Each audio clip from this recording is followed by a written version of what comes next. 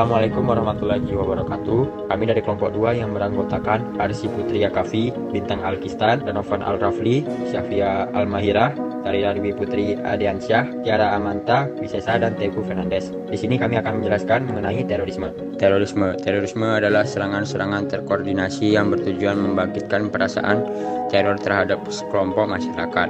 Berbeda dengan perang, aksi terorisme tidak tunduk pada tata cara peperangan seperti waktu pelaksanaan yang selalu tiba-tiba dan target korban jiwa yang acak, serta seringkali merupakan warga sipil. Karakteristik dan motivasi terorisme.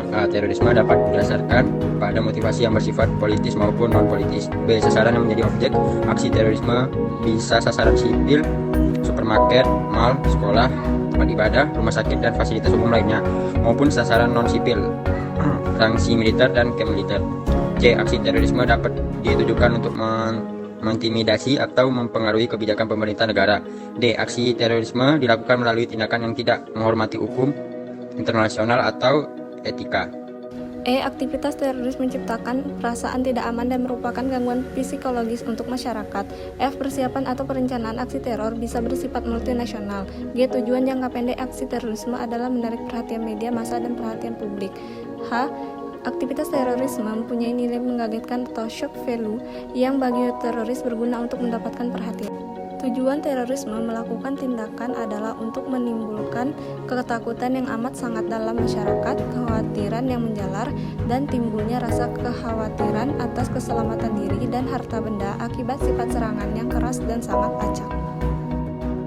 Jenis serangan terorisme. 1. Serangan konvensional. Serangan konvensional adalah serangan teror by the book yang dilakukan oleh kelompok teroris bersenjata kepada sasaran di lokasi tertentu dengan tujuan untuk menguasai lokasi tersebut dan mengeliminasi musuh atau target di situ.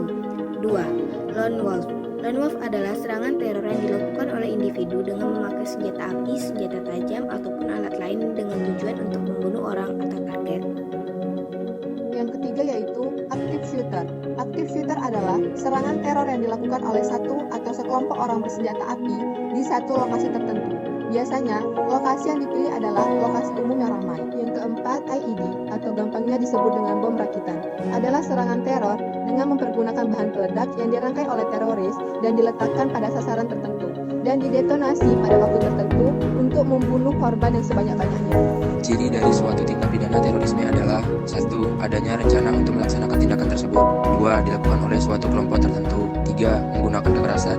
4. Mengambil korban dari masyarakat sipil dengan maksud mengintimidasi pemerintah.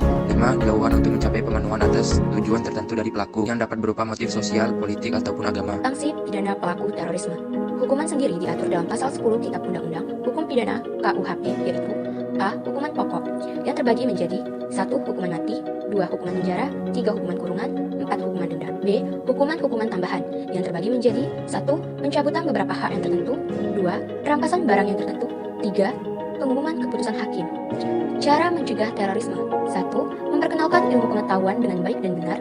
2. Memahamkan ilmu pengetahuan dengan baik dan benar. 3. Meminimalisir kesenjangan sosial.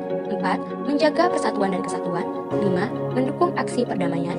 6. Berperan aktif dalam melaporkan radikalisme dan teroris. 7. Berperan aktif dalam melaporkan radikalisme dan terorisme.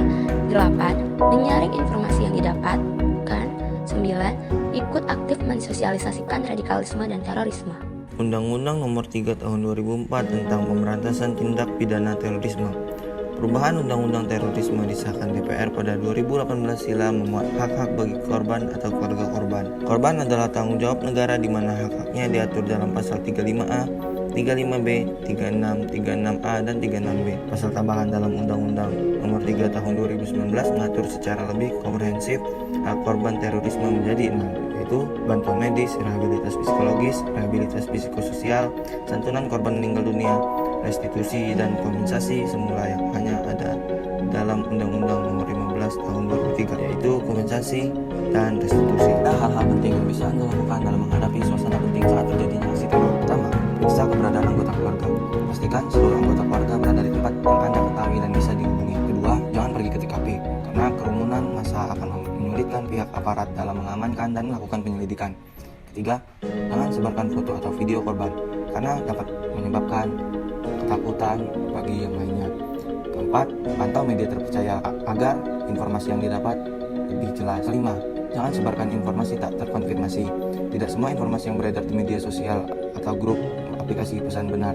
Berhati-hatilah dalam menyebarkan informasi yang belum terverifikasi karena bisa menyebabkan kepanikan. Demikianlah yang bisa kami jelaskan mengenai terorisme. Kami dari kelompok 2 undur diri. Wassalamualaikum warahmatullahi wabarakatuh.